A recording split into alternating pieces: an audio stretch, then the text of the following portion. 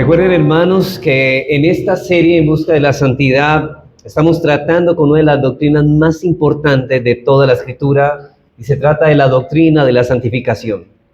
¿Y qué es la santificación? Bueno, la santificación, decíamos, según el Catecismo de Westminster, la santificación es la obra de la libre gracia de Dios, por la cual todo nuestro ser es restablecido a la imagen de Dios y somos hechos capaces, noten esto, de morir más y más al pecado y de vivir para la justicia.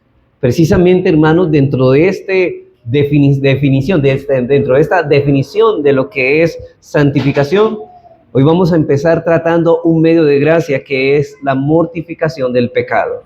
Pablo dice, haced morir el pecado en vosotros. Y vamos a mirar de qué se trata esto. Ahora, reitero que ya lo que habíamos dicho y lo que hemos visto, que esta santificación viene a nosotros, hermanos, en tres fases distintas.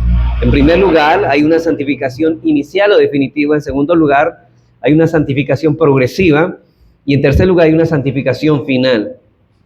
La santificación inicial y definitiva es la que ocurre de una vez por todas y ocurre de manera inicial e inmediata en la conversión, y es esa separación decisiva que ocurre contra el dominio reinante del pecado y una consagración a Dios. Es decir, que ya no somos esclavos del pecado. Una persona que ha sido santificada inicialmente ya no es esclava del pecado. El pecado ya no es su amo, ya esa persona no obedece a sus propias concupiscencias. En segundo lugar, mirábamos la santificación progresiva, y la santificación progresiva es la que ocurre paulatinamente. Morimos cada vez más al pecado que mora en nosotros, el pecado remanente, y cada vez nos conformamos más a la imagen de Cristo. Y por último decíamos la santificación final, que es la glorificación, es aquella que alcanzaremos en el día final cuando nuestros cuerpos sean glorificados, ya no hayan vestigios de pecado en nosotros, siendo erradicado completamente el pecado de nuestras vidas. Así ya no tendremos que lidiar más con el pecado. Ahí la lucha contra el pecado se termina, se acaba. Y en esos momentos, hermanos, nos encontramos tratando con la segunda fase de la santificación, es decir, la santificación progresiva. Y recuerden, hermanos, que esto lo hago para que usted se ubique en lo que estamos tratando. Sabemos que ya no estamos bajo el dominio reinante del pecado.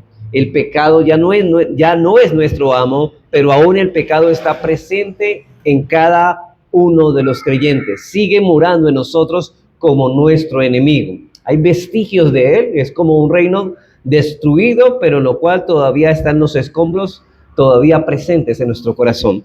Pablo dice en Colosenses 3:5, referente a esto, dice, haced morir pues lo terrenal en vosotros. ¿Y a quién les habla Pablo aquí cuando les dice, haced morir lo terrenal en vosotros? Pablo les está hablando a creyentes, a aquellos que han sido resucitados con Cristo. En otras palabras, hermanos, Pablo les está diciendo a los creyentes, mortifiquen su pecado, mantente en ello mientras vivas y no omitas esta obra ni un día. Mata el pecado o el pecado te matará a ti. Eso es lo que está diciendo Pablo. Así que, hermanos, podríamos decir, sin lugar a equivocarnos, que una persona que no esté mortificando el pecado no puede llamarse cristiana ni hijo de Dios. Solamente la lucha contra el pecado y la batalla y la mortificación del pecado es una cualidad que solamente los hijos de Dios pueden llevar a cabo por el poder del Espíritu Santo. No podremos crecer en santidad ahora como creyentes si no hacemos un uso apropiado ahora de estos medios de gracia para llevar a cabo esa tarea. Dios nos ha proporcionado precisamente estos medios de gracia para darle muerte al pecado remanente que batalla en nuestro interior. Dios santifica a los suyos a través de los medios que Él ha designado. Por eso, hermanos, todo verdadero creyente hará un uso responsable. Todo verdadero creyente, y esto recalco y lo subrayo, todo verdadero creyente hará un uso responsable de los medios de gracia para crecer en santidad. Y de hecho, hermanos, es una responsabilidad, un deber, que no es algo sugerente, no es algo opcional. Y esos medios de gracia son de dos clases: medios de gracia públicos, ya dijimos que todos los medios de gracia públicos, los que ya los pusimos anteriormente, y los medios de gracia privado es precisamente lo que estamos tratando. No olviden de que ya estuvimos tratando estos medios de gracia públicas, pero en estos momentos, hermanos, nos hallamos tratando los medios de gracia privados, como lo es la lectura personal y reflexiva de las Escrituras, como es la persistencia de nuestra oración privada, el sometimiento sincero a la disciplina del Señor, la responsabilidad que tenemos como creyentes de apartarnos de toda circunstancia que nos lleva a cometer pecados, y la responsabilidad que tenemos como creyentes de mantenernos despiertos y de estar vigilantes en medio de la lucha en busca de la santidad. Entonces todo esto son deberes y responsabilidades. Y eso es importante, hermano, la palabra deber y responsabilidad, porque deseo, hermanos, que ustedes no olviden que todo cristiano tiene un deber que es ineludible. De hecho, hermanos, no cumplir con estos deberes estamos manifestando no ser lo que somos. Porque si somos ciudadanos del reino de Dios, tenemos deberes. Y si nosotros no estamos cumpliendo fielmente con estos deberes, estamos manifestando que la obra de gracia no ha operado en nosotros, por lo tanto no somos hijos de Dios. Ahora, en la mañana de hoy comenzaremos a tratar con el último de estos medios privados. Y hermanos, si en este sí deseo extenderme unos días en este sermón, yo creo que hay bastante cosas.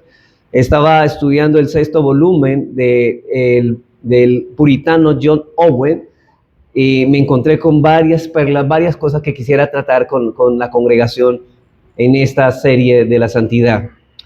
Y tendremos unos sermones más para tratar solo con este asunto. Y hermanos, porque me urge, muchas personas que han pasado años en el cristianismo, entre comillas, no conocen esta doctrina. Porque, hermanos, si uno realmente quiere ser santo, debe conocer qué es, cómo hacemos para ser santo. Entonces debemos mortificar el pecado. ¿Pero qué es mortificar el pecado? Debemos saberlo. Entonces, así que vamos a tratar con el último. ¿Y cuál es este último medio de gracia privado que vamos a ver hoy?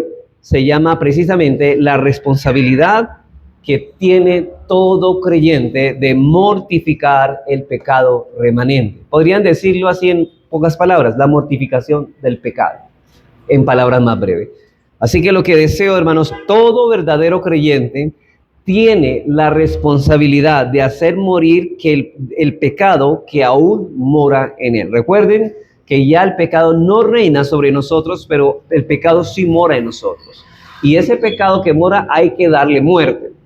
Así que, hermanos, este medio de gracia privado es sin duda uno de los asuntos más esenciales y yo diría relevantes con respecto al tema de la santificación. Y el texto base es precisamente el texto que el hermano leyó, Romanos 8:13. Yo deseo volverlo a leer, pero voy a leer el versículo anterior, el 12. Noten lo que dice y pongan mucha atención a esas palabras de Pablo. Así que, hermanos, deudores somos, no a la carne, para que vivamos conforme a la carne. Porque si vivís conforme a la carne, moriréis. Mas si por el Espíritu hacéis morir las obras de la carne, viviréis. Así que para el estudio bíblico, hermanos, vamos a utilizar este texto, más exactamente el versículo 13, como el texto clave respecto al tema de la mortificación del pecado. Vamos a hacerlo bajo 4 preguntas. Ahora, yo, hermanos, deseo señalar, este sermón no es original mío, es del pastor o de hermano John Owen. Si ustedes recomiendo, hermano, que ustedes deberían tener en su librero el volumen 6 de John Owen, que se llama precisamente La tentación y la mortificación del pecado. Bueno que tengan ese libro, es muy edificante en cuanto a este tema.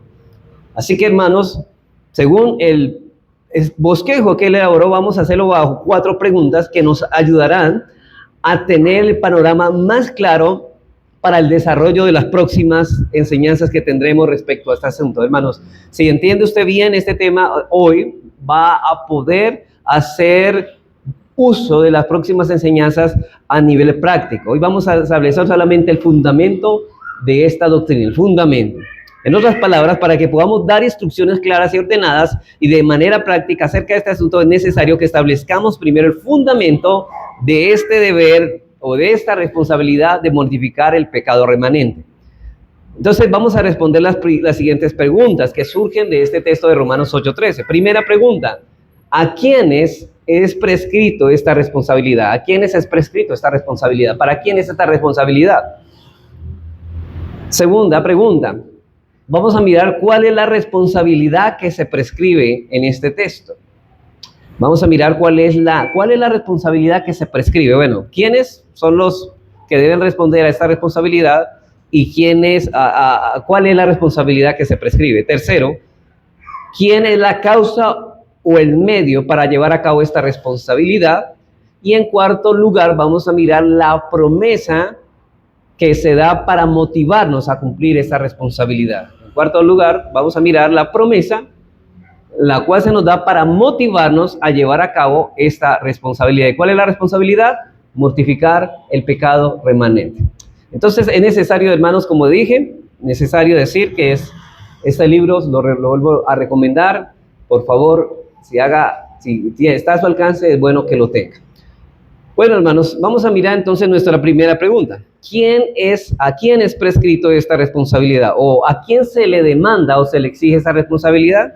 Bueno, ¿a qué personas Pablo aquí en Romanos 8:13 le dirige este deber? Bueno, Pablo les ordena mortificar las obras de la carne. ¿A quién? Bueno, la respuesta es sin duda a los verdaderos creyentes. Y hablo verdadero, hermano, tengo que hacer porque los creyentes que es falso no tendrán ningún deseo por hacer esto. Por eso ellos no tienen ni el deseo ni la capacidad de llevar a cabo esta tarea. Solamente es para los creyentes que han sido capacitados por el poder del Espíritu Santo. Por eso Pablo deja claro en el versículo 9 de este mismo capítulo, del capítulo que leímos 8, dice: mas vosotros no vivís según la carne. Noten esto. Y ahorita vamos a aplicar qué es la carne, sino según el Espíritu Santo, es decir, según la palabra inspirada por el Espíritu Santo, conforme al poder del Espíritu Santo, si es que el Espíritu de Dios mora en vosotros. ¿Sí ves? Y si alguno no tiene el Espíritu de Cristo, no es de él, no es un falso creyente. Entonces, por lo tanto, este mandato es para un verdadero creyente en quien mora el Espíritu Santo y lo pone el querer como el hacer para llevar a cabo esta tarea de mortificar el pecado. Solamente el cristiano aborrece el pecado, solamente el verdadero cristiano desea agradar a Dios en todo lo que él demanda. Aquí Pablo no está hablando de los incrédulos, ya que es absurdo esperar que alguien que no sea un creyente verdadero cumpla con este deber de mortificar el pecado. Hermanos, ya que los incrédulos no tienen ningún deseo de hacerlo, porque es lo que ellos más aman. Ellos aman el pecado. Hermanos, ¿cómo puede ser posible que una persona quiera matar lo que más ama? Y precisamente el hombre impío, el hombre incrédulo y inconverso, lo que más ama es el pecado.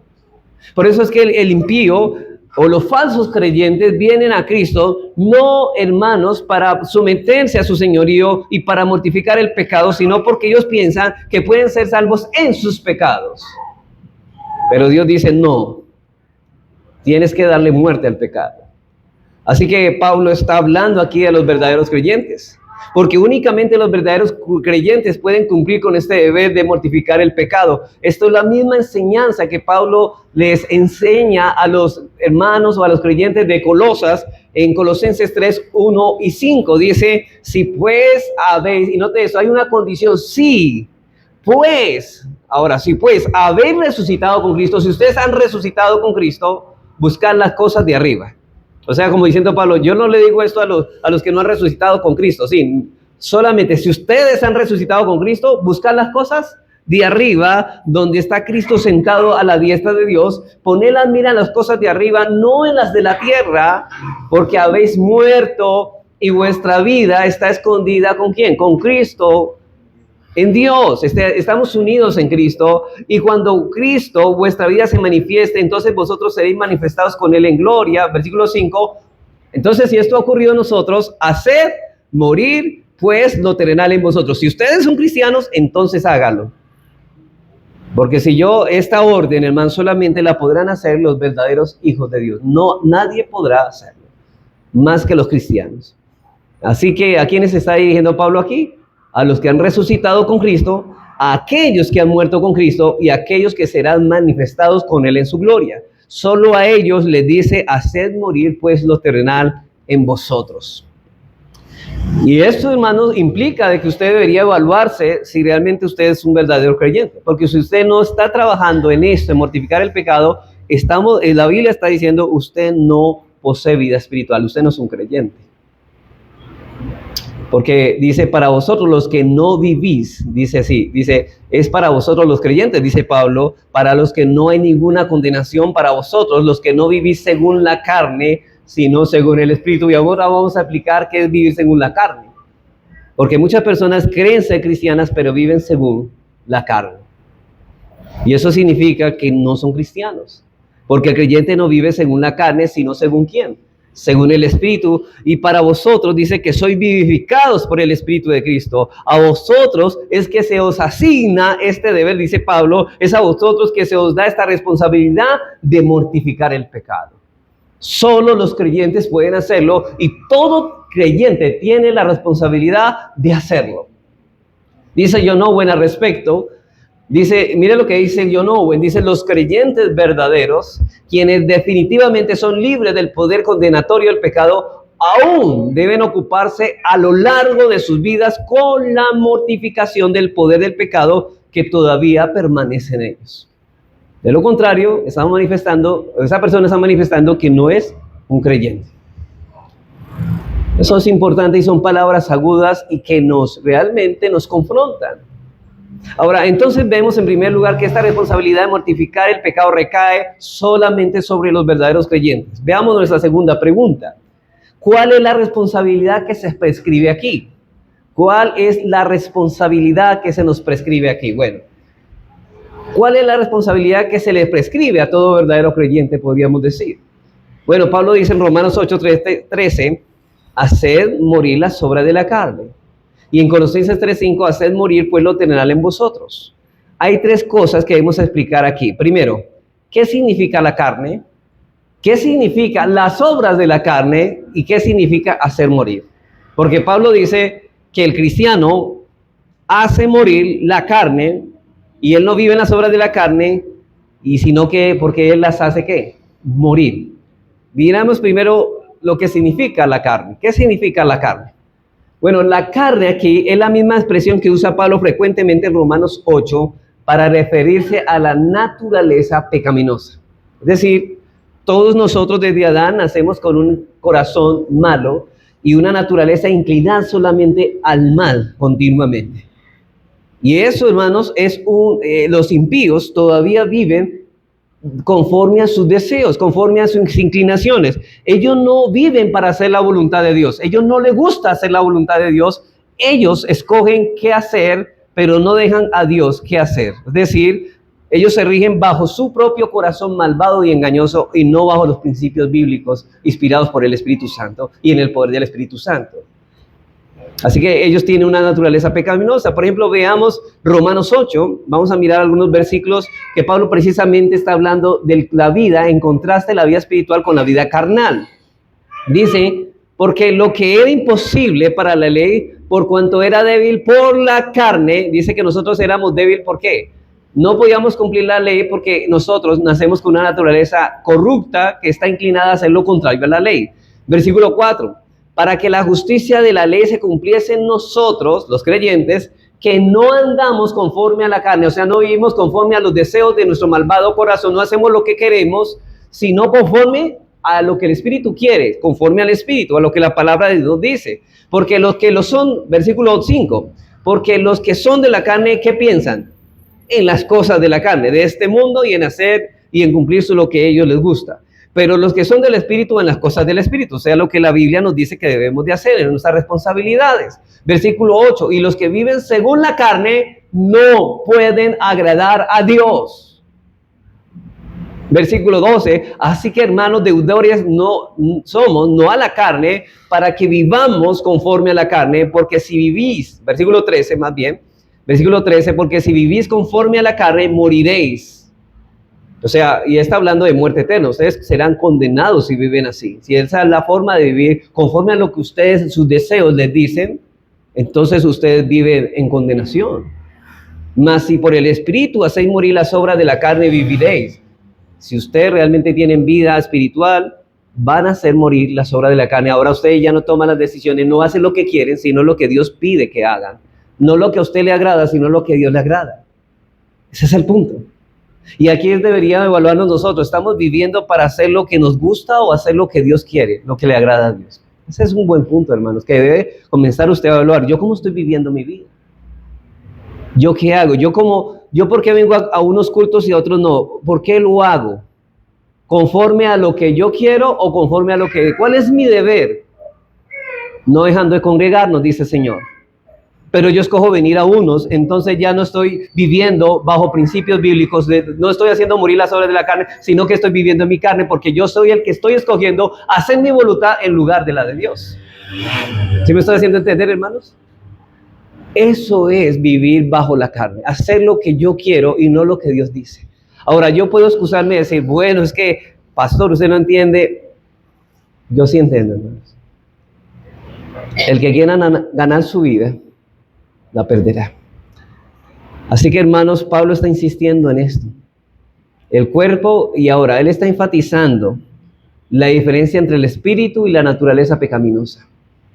No debemos vivir como queremos, porque si vivimos como queremos, entonces estamos viviendo conforme a la carne. Pero si vivimos conforme a los principios y mandamientos de Dios, estamos viviendo conforme a ¿qué? Al espíritu. Y saben, hermanos, que esa naturaleza corrupta que hay dentro de nuestro corazón, utiliza un instrumento para llevar a cabo sus pecados, o sea, llevar a cabo sus hechos externos, y es el cuerpo. El cuerpo es el instrumento que el pecado usa para expresarse a sí mismo. Tal corrupción o naturaleza pecaminosa es la que convierte nuestros cuerpos en instrumentos de injusticia. Por ejemplo, para decir mentiras se utiliza la boca. Para el adulterio se utiliza el cuerpo, y para el asesinato tal vez las manos o los pies. Por eso dice Pablo en Romanos 6:12, no reine pues el pecado en vuestro cuerpo mortal. Ahora, él se refiere, la carne no es el cuerpo.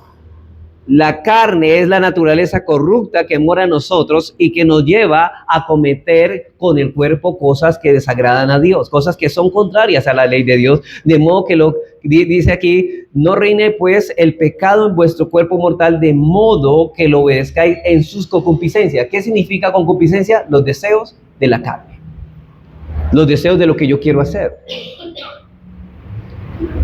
Hermanos, versículo 13 dice, ni tampoco presentéis vuestros miembros al pecado como instrumentos de iniquidad. Dice, por favor, ustedes como creyentes no deben hacer esto.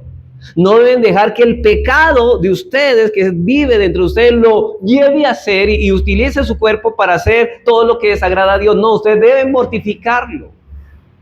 Entonces Pablo usa la expresión de la carne para expresarse a la naturaleza corrupta y depravada del hombre, que todos los hombres nacen con esto.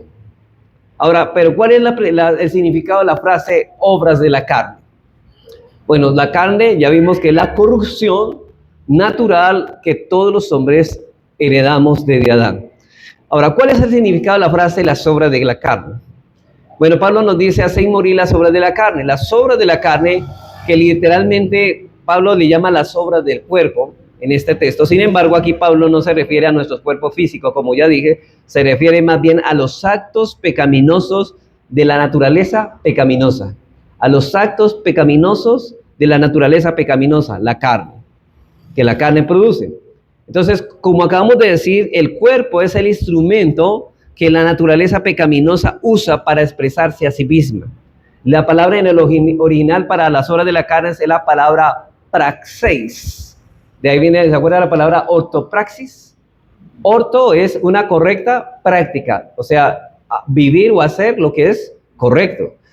Entonces la carne significa, cuando hablamos de la praxeixarx, entonces estamos hablando de las cosas que se hacen por la carne, o sea, lo que fluye de la naturaleza corrupta y se lleva al hecho. ¿Y qué se utiliza para hacerlas?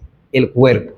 Entonces, la cual denota ciertamente principalmente las acciones externas. Mire que no estamos hablando todavía de los pensamientos, de las actitudes, aunque incluye eso, sino que estamos hablando de cómo esa naturaleza corrupta utiliza el cuerpo.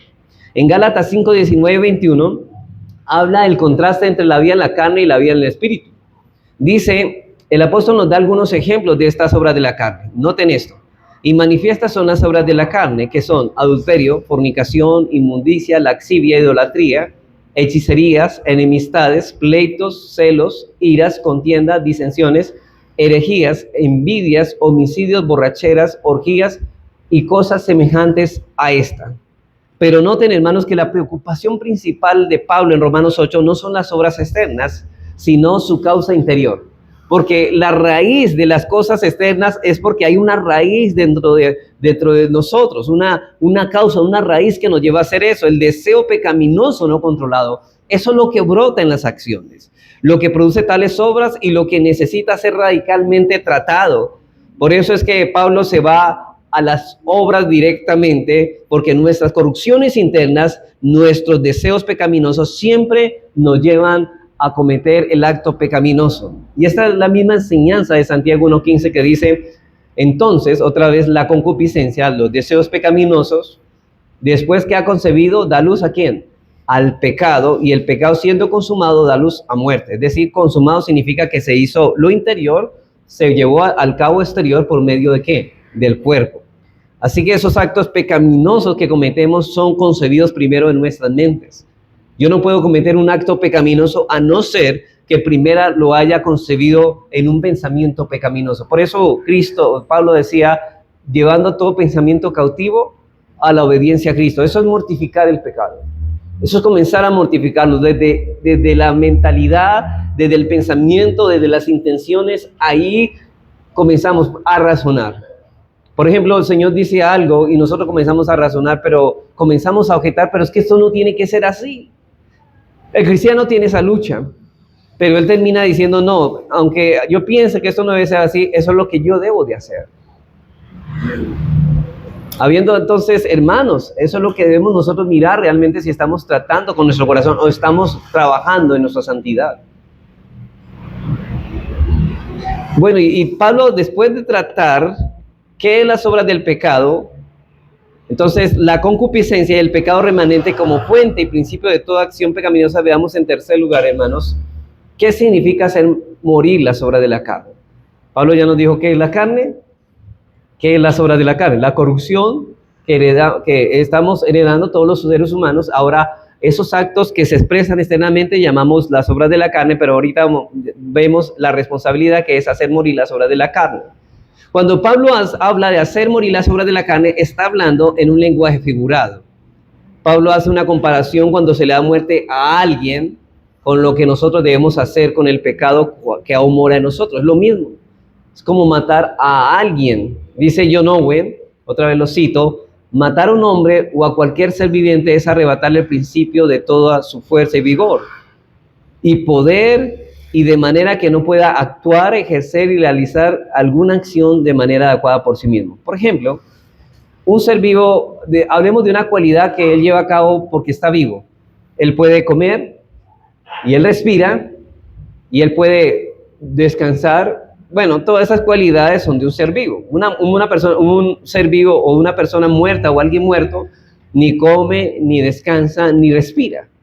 Precisamente darle muerte es que estas actividades ya no estén funcionando. Imagínense que se mata a un animal. Matar a un animal significa quitarle su fuerza, poder y vida para que ya no pueda actuar y hacer lo que quiere. Así que este animal ya no puede respirar, ya no puede comer ni caminar, es decir, ya no puede hacer ninguna de las cosas que pertenece a un ser vivo. Y lo que estamos diciendo, hermanos, y esta es la figura que Pablo está utilizando, es, hermanos, si realmente estamos mortificando el pecado, ya no debemos hacer lo que queremos, sino lo que Dios nos dice que debemos hacer. Eso es lo que está hablando de mortificación. Le está diciendo, mire, ustedes ya no deben de vivir para hacer lo que ustedes quieren. Ah, pastor, es que a mí o dice, Señor, tú lo mandas, pero yo no sé. Dice el Señor, haced morir las obras de la carne. No hagan lo que ustedes quieren, no hagan lo que es agradable para ustedes, hagan lo que es agradable para Dios, porque hemos muerto con Cristo. La naturaleza pecaminosa, hermanos, o el pecado que todavía muere en nosotros, es comparada con una persona. Así que el viejo hombre, con sus recursos, habilidades, sabiduría, fuerzas, etcétera, Pablo dice que esto es lo que debemos matar. Esto es lo que debería ser muerto, mortificado, es decir, su fuerza, poder y vida deberían ser quitados por el Espíritu Santo para que ya no tenga poder para obrar por medio de nuestros cuerpos. En un sentido, hermanos, la mortificación del pecado es un evento que ya ha ocurrido en cierta manera. Por ejemplo, ¿en qué maneras o qué momentos sucedió la mortificación del pecado ya? en el pecado, perdón, en la santificación inicial. La Escritura dice en Romanos 6:6 que el viejo hombre ya ha sido crucificado, ya ha sido, no está siendo, ya ha sido. Y el versículo 8 que nosotros morimos con Cristo. Ya hemos muerto nosotros, ya no vivo yo. Ahora, si usted ya no vive usted, si usted es cristiano, usted ya no vive usted, ya no vive para hacer lo que quiere, sino lo que Dios dice. Ese es el punto. Si hemos muerto con Cristo, ya no vivo yo para hacer lo que yo quiero, sino lo que agrada a Dios. Los que dice aquí, y en Gálatas 5:24 se nos dice que los que son de Cristo han crucificado que la carne con sus pasiones y deseos. Hermanos, esto lo hemos crucificado. Un cristiano verdadero ha crucificado lo que él quiere, sus deseos en la cruz, ha muerto a sus deseos. Eso ocurrió en el mismo momento de nuestra regeneración. Pablo dice en Romanos 6:3 al 8, dice, ¿o no sabéis que todos los que hemos sido bautizados en Cristo Jesús, hemos sido bautizados en su muerte? Porque somos sepultados juntamente con Él por el bautismo, a fin de que como Cristo resucitó de los muertos por la gloria del Padre, así también nosotros andemos en vida nueva. ¿Y qué es vivir en vida nueva? Que ya no vivimos para agradarlos, sino para agradar a ¿quién? Ya no cumplimos con lo que queremos, sino con el deber que tenemos que hacer.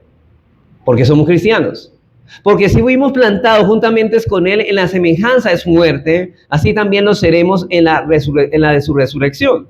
Sabiendo esto que nuestro viejo hombre fue crucificado juntamente con Él para que el cuerpo del pecado sea destruido, a fin de que no sirvamos más el pecado, porque el que ha muerto ha sido justificado del pecado, y si morimos con Cristo, creemos que también viviremos con Él, hermanos. Sin embargo, cada creyente, aunque esto ya ha ocurrido, y es verdad, ya hemos muerto con Cristo, todavía hay remanentes de la naturaleza pecaminosa que querrán continuar expresándose en nuestra vida. Es el deber de cada creyente hacer morir los remanentes de la naturaleza pecaminosa. Y esto debe ser hecho continuamente, hermanos. Esta tarea es diaria. Todos los días necesitamos luchar con esto para que los deseos de la naturaleza pecaminosa no sean satisfechos. Por favor, el cristiano no satisface sus propios deseos. Eso es un cristiano. Y otra vez cito a John Owen al respecto. Así que la intención del apóstol Pablo al escribir la responsabilidad que tiene el creyente de mortificar la carne es la siguiente. La mortificación del pecado remanente que habita en nuestros cuerpos mortales es deber constante de los creyentes a fin de que no tengan vida ni poder para dar luz a las obras o hechos de la carne. Tienen que mortificarlos para que estas cosas no se manifiesten externamente. Pasemos a nuestra tercera pregunta. Ahora, ya que miramos pues la responsabilidad del creyente es esta, ahora, ¿quién es la causa o el medio para llevar a cabo esta responsabilidad? Vamos a preguntarnos, bueno, ¿quién es la causa y el medio para llevar a cabo esta responsabilidad? Hermanos, evidentemente, la causa principal o medio para llevar a cabo esta responsabilidad, ¿sabe quién es? El Espíritu Santo. ¿De quién estamos hablando? De la santificación. Y una de las aspectos de la santificación es la mortificación del pecado. Romanos 8:13 dice, porque si vivís conforme a la carne, si ustedes viven conforme a lo que quieren, ¿qué pasa? Moriréis. Mas si por el Espíritu hacéis morir las obras de la carne, viviréis. Ustedes tienen que hacer morir a lo que ustedes quieren. La causa o el medio por el cual el creyente puede realizar este deber es el Espíritu Santo. Pablo presupone que el creyente se amparará en el poder del Espíritu Santo que mora en él para cumplir con esta responsabilidad y no en sus propias fuerzas. Hermano, nadie podrá ni querrá hacerlo en sus propias fuerzas. Por eso Pablo dice en Romanos 8:9, y eso es importante. Si yo tengo el Espíritu, hermanos, indefectiblemente el Espíritu Santo me llevará ¿a qué?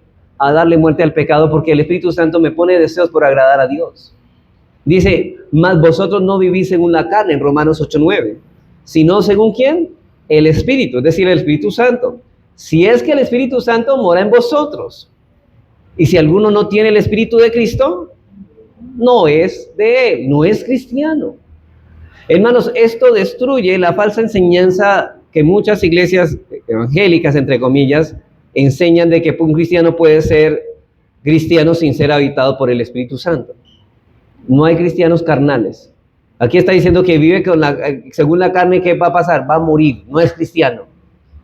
Hermano, la Escritura nos enseña que en quien no more el Espíritu Santo no es cristiano, porque todos los verdaderos cristianos son templos del Espíritu Santo. Por tal razón, hermanos, es que únicamente los cristianos pueden asumir esta responsabilidad. Los creyentes no andan haciendo lo que quieren, andan haciendo la voluntad del Señor. No andan conforme a los deseos de la carne, como dice en Pablo en Efesios 2. No, ellos caminan a la luz de principios bíblicos. La Biblia me dice una cosa y mi deseo otra, pero yo voy a hacer lo que la Biblia dice y no lo que yo quiero. Ese es el punto. Cuando yo dejo de venir y asistir a los medios de gracia, hermanos, ¿cuál es tu respuesta? ¿No vienes porque no quieres o porque no puedes? Porque si es porque no quieres, no es porque no puedas, es que puedes, pero no quieres, es porque estás viviendo conforme a tus deseos carnales. Porque lo que te rige es mi querer. Yo no voy a la iglesia, no hago esto, no me pongo estos medios de gracia porque no quiero. Entonces estás en tu carne. Porque el creyente no vive bajo esos dictámenes de la carne. Los creyentes ya no andan en los deseos de la carne, hermanos. Nosotros vivimos en un tiempo en los deseos de la carne y éramos por naturaleza hijos de la ira, lo mismo que los demás, dice Pablo en Efesios 2. No, los cristianos caminan a la luz de la Escritura. Y hermanos, y si ustedes leen la carta de Judas, no estoy hablando de Judas Iscariote, sino del hermano de Jesús que escribió la carta de Judas. Cuando yo leo esta carta, usted lee la carta de Judas, es una carta tremendamente dura contra la impiedad y la mundanalidad. Y él separa a los falsos cristianos de los verdaderos cristianos. Y él dice en Judas, versículo 18, él le llama a las personas que andan conforme a sus deseos, le llama sensuales. Ahora, no se está refiriendo a una mujer ligera de ropa, que es sensual, no, se está refiriendo a personas que viven conforme a sus deseos. Porque una persona que vive como quiere no es creyente. Miren lo que dice Judas en versículo 18, dice que en el postrer tiempo habrá burladores. ¿Ya estamos en el postrer tiempo? Sí, desde la primera venida de Cristo. Y note eso, ¿cómo se identifican estos hombres, esos burladores? Que andarán según sus malvados deseos, o sea, los deseos de su corazón. Y note en el versículo 19, estos son los que causan divisiones, los sensuales, que no tienen al Espíritu. Podríamos decir que todo aquel que vive según los deseos de su carne es porque no tienen el Espíritu Santo morando en su corazón. Porque si lo tuvieran, vivieran bajo el principio del Espíritu y no bajo los deseos de la carne. Los que aman, hermanos, los que andan conforme a los deseos de la carne lo hacen porque no tienen el Espíritu. Por eso es que los inconversos no pueden andar conforme a los principios bíblicos y a los mandamientos de Dios, porque estos son implantados por el Espíritu Santo en el alma del creyente solamente. Por eso yo no me vienen a decir, yo no escojo 2 días para venir a la iglesia, no escojo los días cuando voy a orar, no escojo los días que voy a leer la Biblia, no escojo cómo guiar a mis hijos. Todo eso lo dice el Señor. Voy a hacerlo como el Señor manda, ¿en qué? En su palabra. Porque Él no se rige bajo principios carnales, sino bajo principios escriturales. De manera que cuando Pablo nos dice que debemos hacer morir las obras de la carne por medio del Espíritu Santo, se refiere al poder que el Espíritu Santo ejerce sobre todo creyente. Hermanos, todo verdadero creyente puede y debe mortificar el pecado remanente que mora en él, amparado en el poder del Espíritu Santo y no en sus propias fuerzas. Y eso es importante, no en sus propias fuerzas. Porque solamente el Espíritu Santo nos puede proporcionar el deseo de hacer lo que está aquí. No lo que está acá, sino lo que está aquí. Es la determinación y la disciplina para hacer morir las obras de la carne, hermanos. Es importante que nosotros tengamos en cuenta esto. Mire lo que dice en Gálatas 5:16. Noten que lo que sucede en el cristiano. Mire lo que dice, lo que sucede en el cristiano. Dice, digo pues, andad en el Espíritu. Esa es la orden otra vez. Y no satisfagáis los deseos de la carne, porque el deseo de la carne es contra el espíritu y el del espíritu es contra la carne. Y dice, y sigue diciendo, y estos se oponen entre sí para que no hagáis lo que quisieres. El Espíritu Santo viene para que no hagamos lo que queramos, sino lo que Él quiere que hagamos. Tremendo, hermanos. Esto es bastante claro, pero difícil de aceptar para muchos.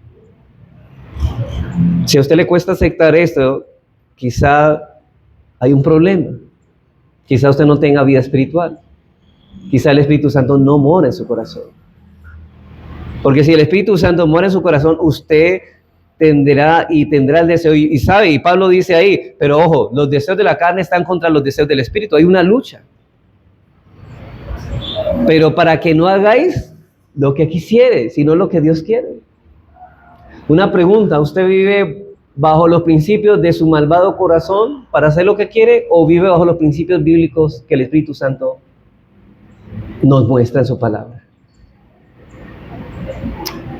Así que, hermanos y amigos, todo lo que se interpone en darle la gloria a Dios, todo lo que estorba para obedecer los mandamientos de Dios son los deseos de la carne y por lo tanto no deben ser satisfechos. Por eso dice Pablo en 1 de Pedro 2:11, amado, dice él, y le habla a los cristianos, yo os ruego como extranjeros y peregrinos que son de este mundo, que os abstengáis de los deseos carnales que batallan contra el alma. El cristiano tiene una lucha que el impío no tiene. Ellos simplemente hacen lo que quieren y listo. Pero el creyente, aunque se opone, hay veces que en el corazón hay un deseo por hacer lo contrario a Dios. Él dice, no, yo debo hacer lo que Dios manda. Porque el Espíritu Santo le pone ese deseo por hacer las cosas de Dios. Pero hay el pecado remanente que se va a poner a hacer lo que agrada a Dios. Eso es algo que todo verdadero creyente está llamado a hacer. No es una opción, así que el pecado aún continúa morando en el creyente, pero el Espíritu Santo mora también en el creyente, igual que el pecado remanente. Pero dice Pablo, y si alguno no tiene el Espíritu de Cristo, simplemente no es de él. No es de él. Ninguno, hermanos, que no haya ido en arrepentimiento y fe a Jesucristo no tiene el Espíritu Santo, hermanos. Y ninguno que no haya recibido el Espíritu Santo puede cumplir con el deber de hacer morir las obras de la carne. Debemos recordar siempre, hermanos, por un lado, que en la obra de mortificación nosotros mismos no estamos pasivos, a la espera que otro haga lo que nosotros debemos hacer. Acuérdense que esto es sinérgico, es el Dios por el Espíritu Santo haciendo y nosotros cumpliendo con ese deber. Por el contrario, tenemos la responsabilidad de darle muerte al pecado que mora en nosotros, pero por otro lado, nunca debemos olvidarlo, que solo podemos mortificar el pecado por medio del poder del Espíritu Santo. Es nuestra responsabilidad, pero no podemos hacerla solo. No nos quedamos pasivos esperando, ay Señor, santifícame, estoy esperando que me santifique. No, yo debo esforzarme por santificarme, debo usar apropiadamente los medios de gracia, debo asistir fielmente a los cultos, debo leer la palabra, debo orar. Porque de esa manera es que Dios responderá a esta oración. Pero no es sin hacer nada. Por eso Pablo mantiene, hermanos, un equilibrio en su declaración. Noten eso. Mas si por el Espíritu hacéis morir las obras de la carne. Dice, mas si por el Espíritu. Apóyense en el Espíritu, pero es la responsabilidad de ustedes. El Espíritu Santo les va a ayudar, pero es su responsabilidad hacerlo si es que son cristianos. Si es que son creyentes.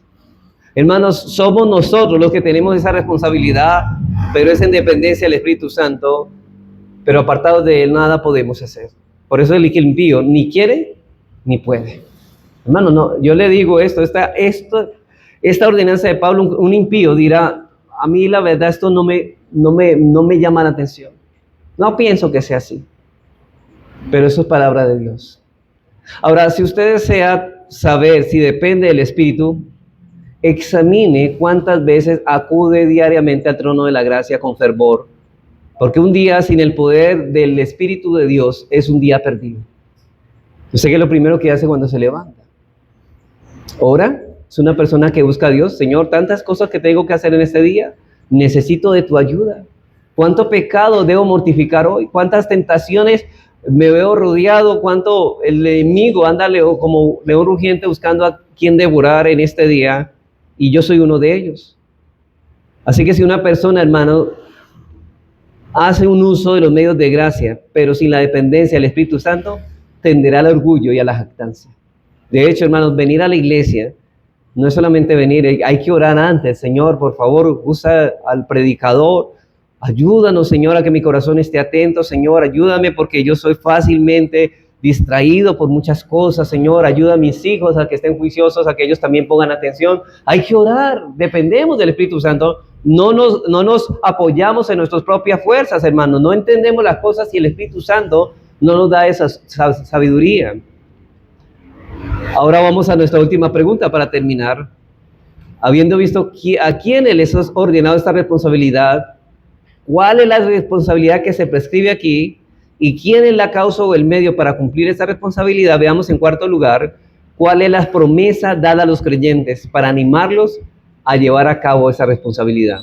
¿Cuál es la promesa dada a los creyentes para animarlos o motivarlos a llevar a cabo esa responsabilidad? Romanos 8:3 otra vez. Dice, porque si vivís conforme a la carne, moriréis, mas si por el Espíritu hacéis morir las obras de la carne, y la promesa es esta, viviréis.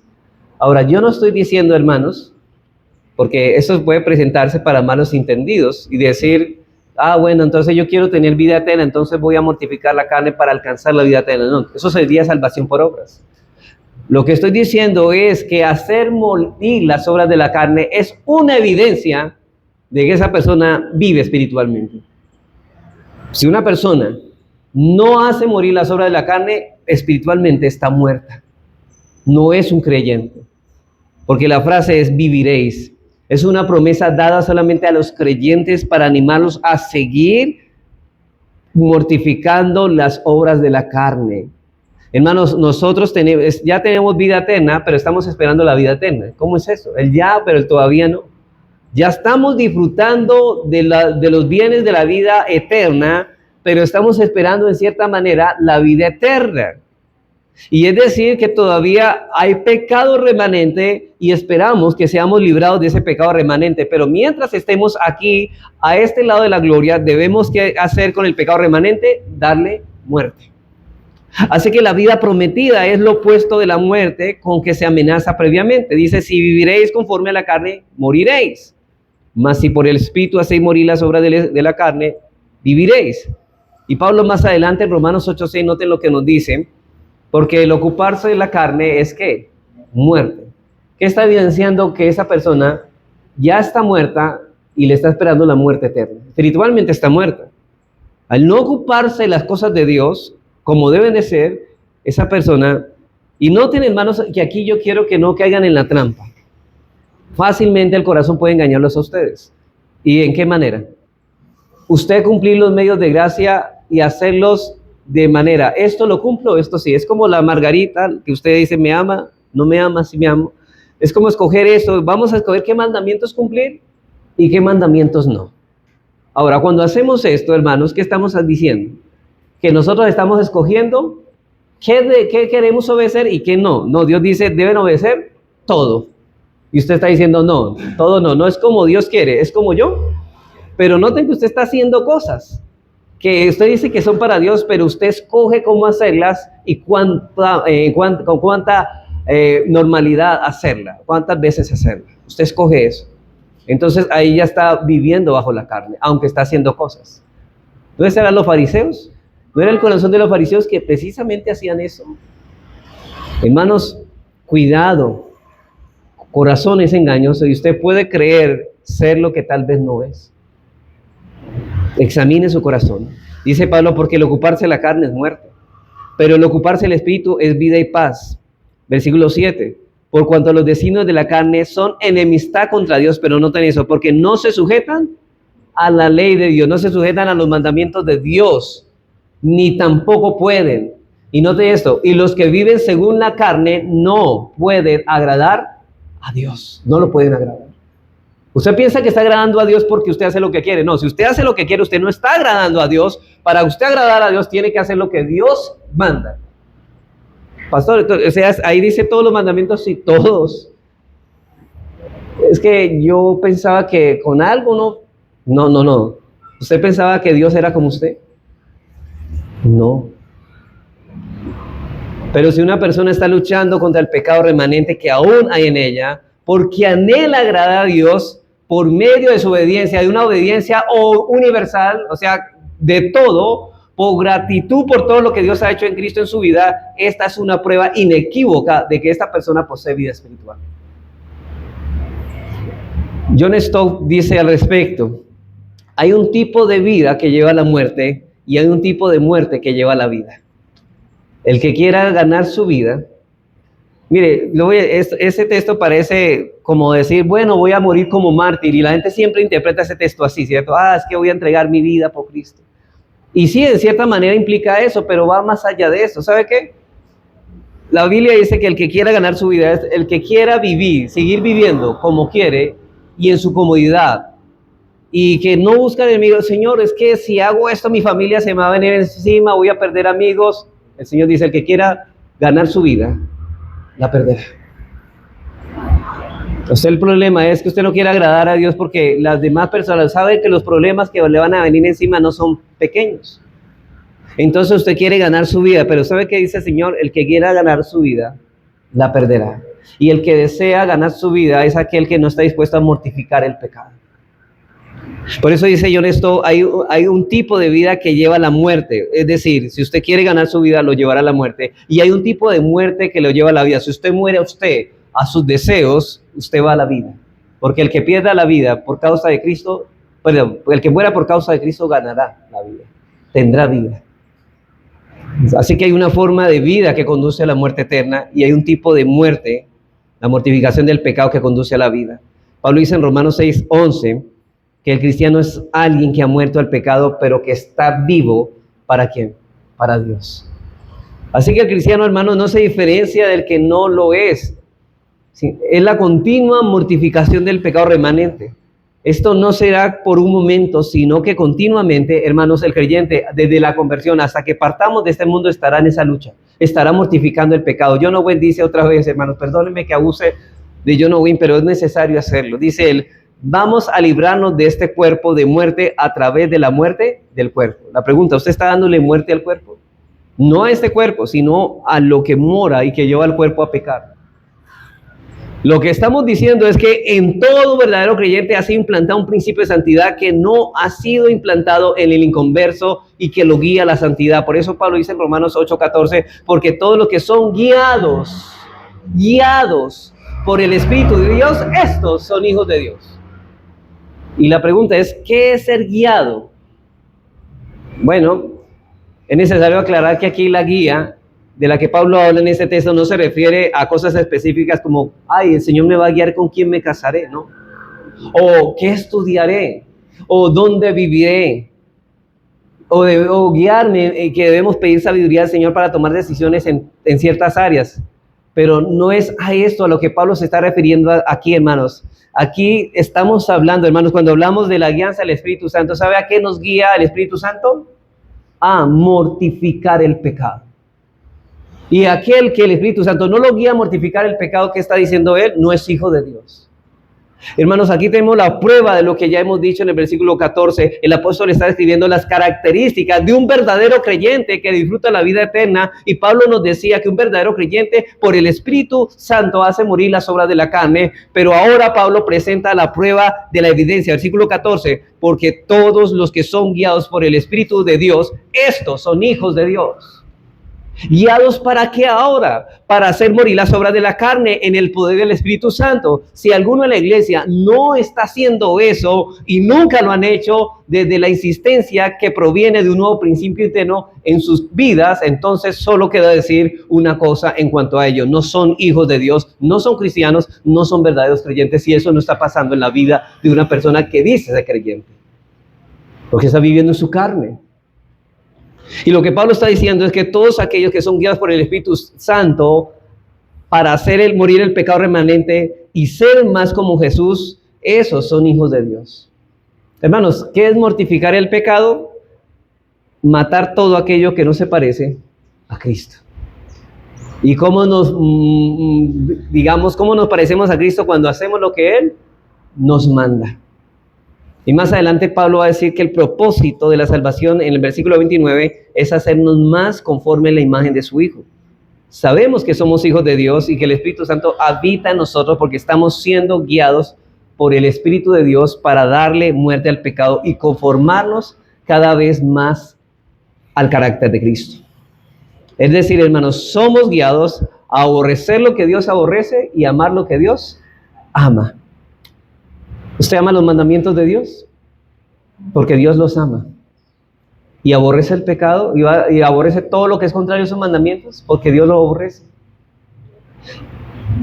Así que como el Espíritu Santo ama al Dios Hijo, Él está guiando a todos aquellos a quienes Él mora para que le den la muerte a todo lo que no los hace distintos a Cristo.